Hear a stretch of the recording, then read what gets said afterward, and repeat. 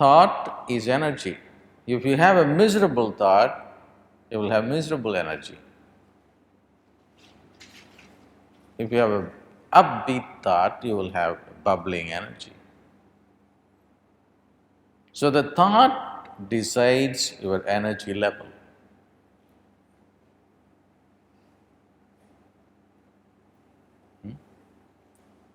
So you have to make sure you don't think stupid thoughts.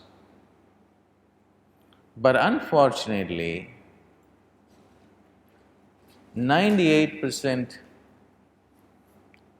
of adult human thinking are stupid. This is a Stanford study.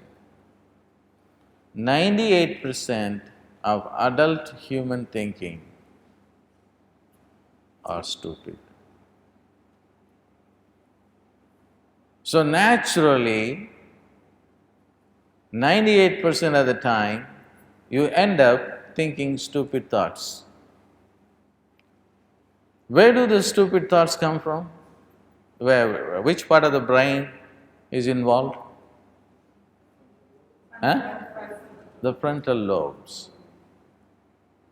That's why we put the Vibhuti here, to seal it.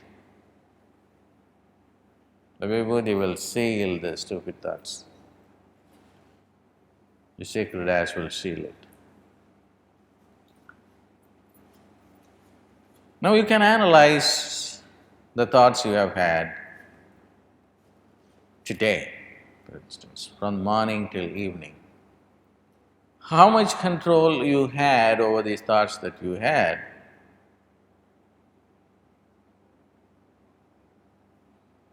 And they just come like an automatic, it is automatic process, it's autonomous.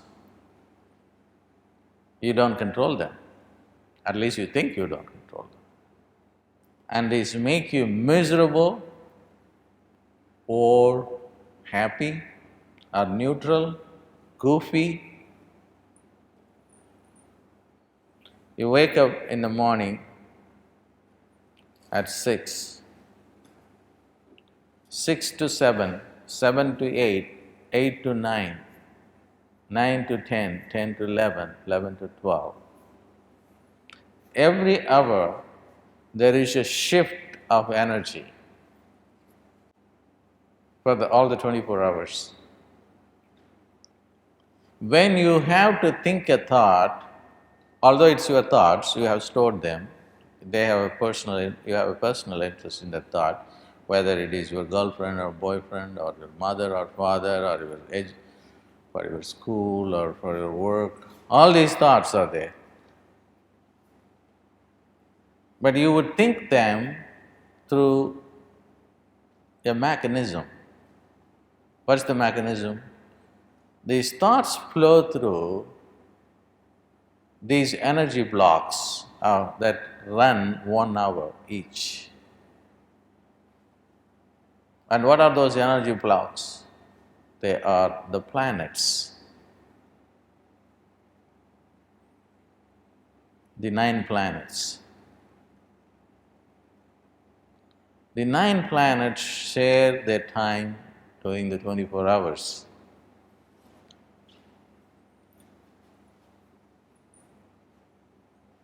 You can watch them, everyone create a file for themselves and find out when you became predominantly happy or predominantly miserable over a period of, say, a week. And there are innumerable categories, like relationship is a category, feeling good is a category. Meeting someone, you goofed the meeting, you goofed an interview.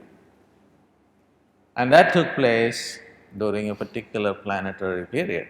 It is called hora in Sanskrit, which is the Greek horus. Hora in the English is hour. Our hora is just nothing but hour. 1 hour is 1 hora.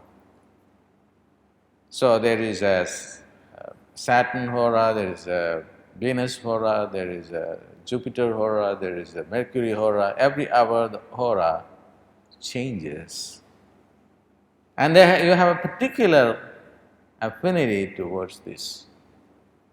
And already we have done some preliminary studies and people have said, oh my God, I had miserable time during all these Saturn periods. Whenever Saturn ruled the hour, and I had a terrible depression.